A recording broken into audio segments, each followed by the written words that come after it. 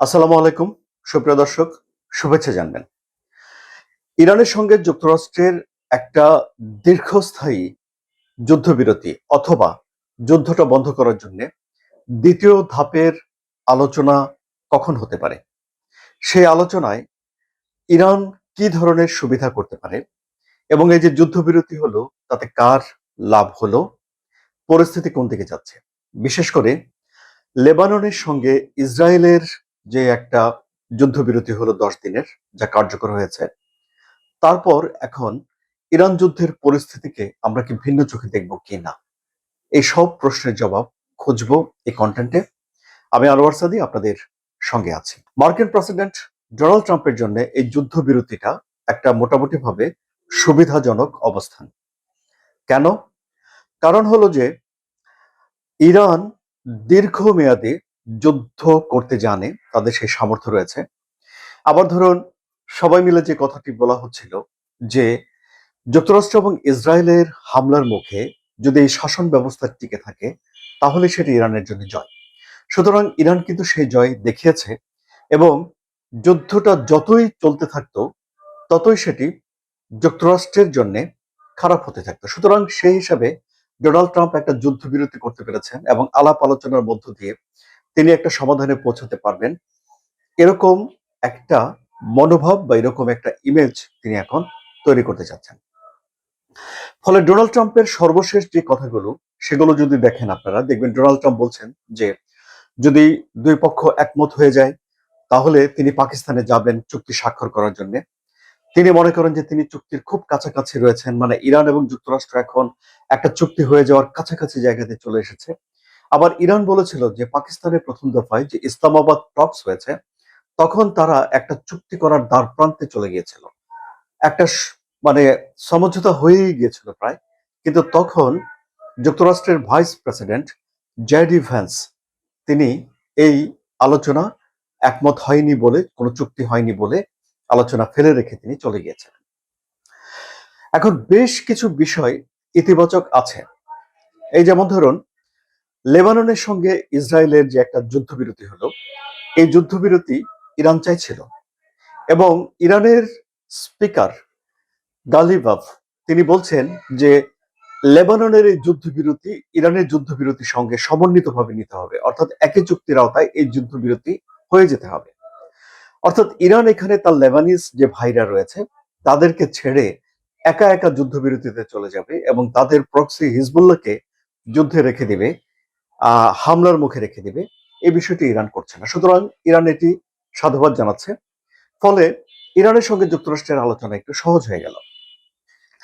কিন্তু লেবাননের সঙ্গে ইসরায়েলের যে যুদ্ধবিরতি হয়েছে সেই যুদ্ধবিরতি আসলে কতটা শক্তপোক্ত, এ নিয়ে নানা রকম প্রশ্ন রয়েছে। এই যেমন ধরুন, এই যুদ্ধবিরতির পরে ইসরায়েল লেবাননে হামলা করা কমিয়েছে বা বলতে পারেন যে বন্ধ করেছে। বিশেষ করে তাদের রাজধানী বৈরুতে তো ইসরায়েল হামলা করছেই না, আলোচনা শুরু হওয়ার পর থেকে কমেছে। কিন্তু লেবাননের দক্ষিণ লেবাননের যে 10 কিলোমিটার জায়গাকে ইসরায়েল নিজেদের একটা নিরাপত্তা বলয় গড়ে তুলবে বলে দখল করতে চাইছে, সেই জায়গা থেকে কিন্তু ইসরায়েল তার সেনাদের সরিয়ে নিয়ে যাবে না। অর্থাৎ বেনিয়ামিন নেতানিয়াহু বলেছেন ওই জায়গাতে তাদের সেনারা থাকবে এবং এই যে ইসরায়েলের সেনারা লেবাননের ভূমিতে রয়ে গেছে, এই ঘটনায় লেবাননের জনগণের জন্য ইসরায়েলকে প্রতিরোধ করার অধিকার তৈরি করে দেয় বলে হিজবুল্লাহ মনে করে। সুতরাং হিজবুল্লাহ ইসরায়েল মুখোমুখি একটা অবস্থান এখানে রয়ে গেল। আবার ধরুন, যুদ্ধবিরতির যেই আলোচনাটা হয়েছে, চুক্তিটা হয়েছে, সেটি হয়েছে লেবানিজ সরকারের সঙ্গে ইসরায়েলের সরকারের। এই আলোচনা হয়েছে হোয়াইট হাউসে, যুক্তরাষ্ট্রে। এই আলোচনার মধ্যে কিন্তু হিজবুল্লাহ নেই। তাহলে হিজবুল্লাহ কারা? হিজবুল্লাহ হলো সে দেশের একটা সশস্ত্র গ্রুপ যাদের শক্তিমত্তা তাদের দেশের যে সেনাবাহিনী রয়েছে সেই সেনাবাহিনীর চেয়ে বেশি। নানা রকম কারণে, বিভিন্ন ষড়যন্ত্র বলুন, আপনার পলিটিক্স বলুন, বিভিন্ন কারণে লেবাননে এমন সশস্ত্র বাহিনী গড়ে তোলা হয়নি যারা বহিঃশত্রুকে মোকাবেলা করতে পারে বা ধরুন ইসরায়েলকে মোকাবেলা করতে পারে। ফলে হিজবুল্লাহ মনে করে যে তারা নিজেরা ইসরায়েলকে ঠেকাতে পারে।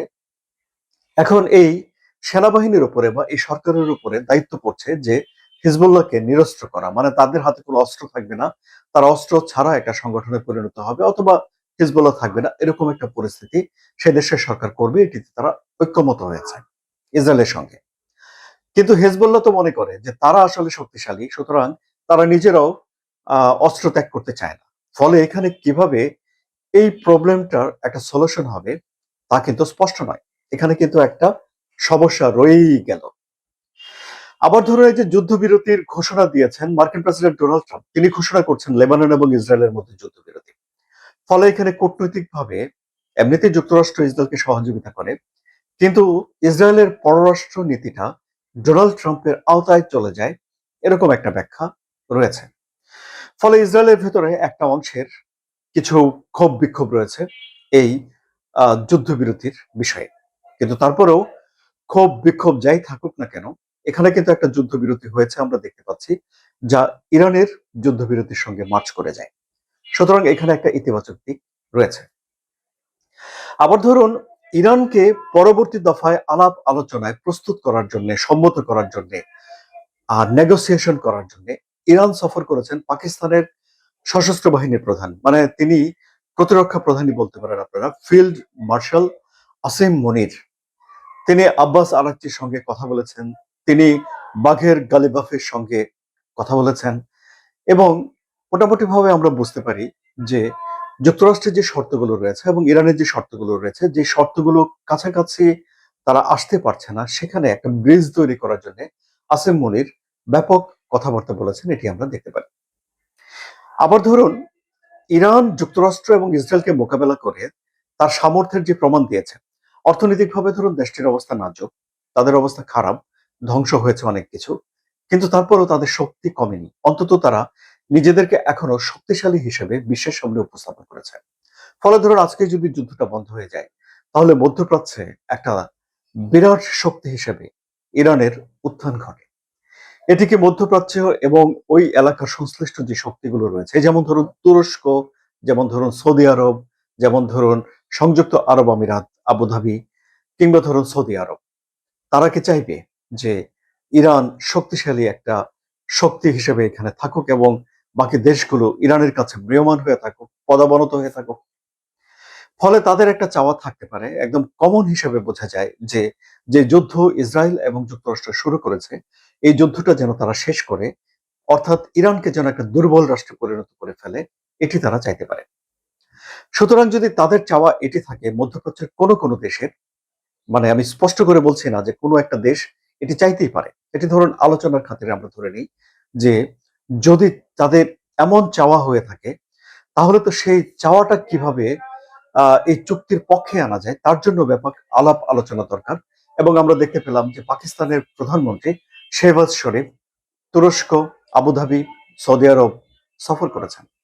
ডেফিনেটলি এই দেশগুলোকে এই চুক্তির ব্যাপারে একটা ইতিবাচক অবস্থানে আনার জন্য শেহবাজ শরীফ সেখানে আলাপ আলোচনা করেছেন, এটি আমরা ধারণা করতে পারি। তাহলে কি দাঁড়াচ্ছে?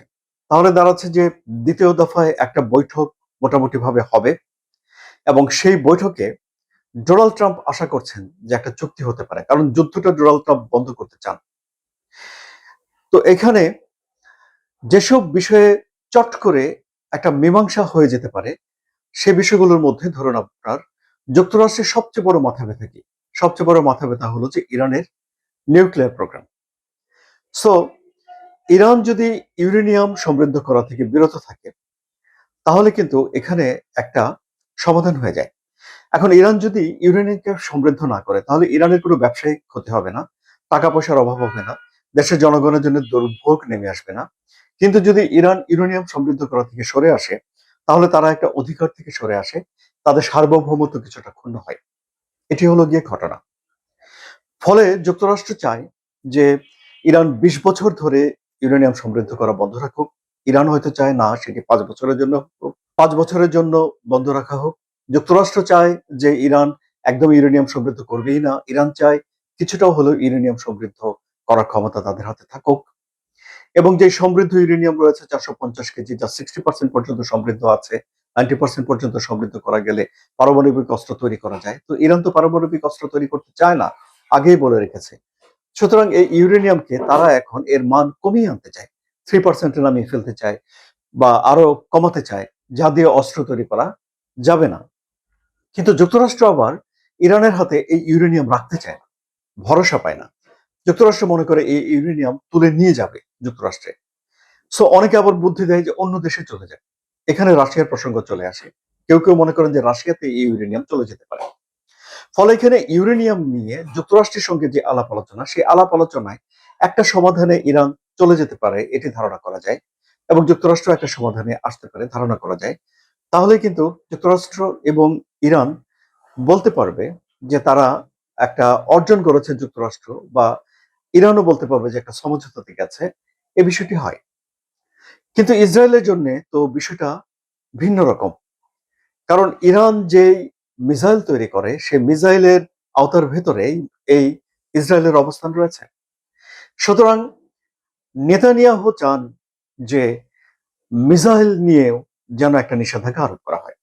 আর এই সবকিছুর বিনিময়ে যদি হরমুজ প্রণালীর নিয়ন্ত্রণ ইরানের হাতে থাকে, সেখান থেকে যদি ইরান টাকা আয় করতে পারে, আর যদি ইরানের উপর থেকে নিষেধাজ্ঞা তুলে নেওয়া হয়, তাহলে ইরান কিন্তু বিশ্বের অর্থনীতিতে আবার চলে আসবে এবং ইরানের আর্থিক অবস্থা ফিরে আসবে। ইরানের মানুষ আরো বেশি স্বাচ্ছন্দ্যে জীবনযাপন করতে পারবে। এখন ডোনাল্ড ট্রাম্প আপনার দেখবেন যে একটা ব্যাপক প্রেসার দিয়ে দেয়, যেমনটা তিনি এখন একটা প্রেসার দিয়েছেন যে তিনি সেখানে হরমুজ প্রণালী অবরোধ করে রেখেছেন। তো এ নিয়ে নানা রকম কথা আছে যে ইরান থেকে কোনো জাহাজ আসতে পারবে না, ইরানে কোনো জাহাজ যেতে পারবে না, আবার চীনের জাহাজ যাচ্ছে আসছে। চীনের কাছে ইরান 90% তেল বিক্রি করে, যা চীনের জন্য মাত্র 12%। সো এই টাকাটা পেলে ইরান কিন্তু তার অর্থনীতিকে মোটামুটি টিকিয়ে রাখতে পারে। ফলে এই অবরোধ ইরানকে আর্থিকভাবে একেবারে যে ভেঙে দিচ্ছে তা নয়। এখানে ইরান চীনের কাছে তেল বিক্রি করতে পারলে টিকে থাকবে, কিন্তু তারপরেও যুক্তরাষ্ট্রের যেই নৌবাহিনী রয়েছে তারা কিন্তু ওখানে হরমুজ প্রণালীর আশেপাশে একটা অবস্থান নিয়েছে। অর্থাৎ এটা ইরানের উপর এক ধরনের প্রেসার রেখেছে যুক্তরাষ্ট্র, ইরান যেন চুক্তিতে আসে। চুক্তিতে না এলে যুক্তরাষ্ট্র কি কি করতে পারে সেসব বিষয়গুলো এখানে একটা প্রেসার দেয়া হচ্ছে। সুতরাং এইসব মানে কিছু ছাড়, কিছু ছাড় না দেয়া, এই সব কিছু মিলে টিলেই একটা যুদ্ধবিরতিতে একটা সমাধানের দিকে যেতে হবে। গত যে বৈঠকটা অনুষ্ঠিত হয়েছে সেই বৈঠকে তো আমরা দেখেছি মোটামুটি ভাবে যে কোন কোন বিষয়গুলোতে একেবারেই ছাড় দেয়া যাবে না, সে বিষয়ে যুক্তরাষ্ট্র এবং ইরান একটা স্পষ্ট ধারণায় চলে এসেছে। সুতরাং এখন দুই দেশের ভেতরে আলাপ আলোচনা করাটা একটু সহজতর। ফলে ডোনাল্ড ট্রাম্প এখন বলছেন যে চুক্তির খুব কাছাকাছি এবং একটা চুক্তি হয়ে যেতে পারে, স্বাক্ষর করার জন্য তিনি যেতে পারেন। কিন্তু যদি আবারও এই যদি চুক্তি না হয় বা ঐক্যমত না হয়, তাহলে যুক্তরাষ্ট্র বলছে যে আবারও তারা যুদ্ধ শুরু করবে। ইরান মোটেও ভয় পাচ্ছে না, কারণ দীর্ঘমেয়াদী যুদ্ধ করার জন্য ডোনাল্ড ট্রাম্পের ধৈর্য নেই, এটি সবাই জানে। কিন্তু দীর্ঘমেয়াদী যুদ্ধে গেলে ইরান লাভবান হবে বলে তাদের কমান্ডাররা মনে করে। কি হচ্ছে তাহলে? আপনাদের কি মত? আপনাদের মতামত কমেন্টে জানান। আলোচনা যদি ভালো লাগে তাহলে সাবস্ক্রাইব করে চ্যানেলের সঙ্গে থাকুন। ধন্যবাদ সবাইকে।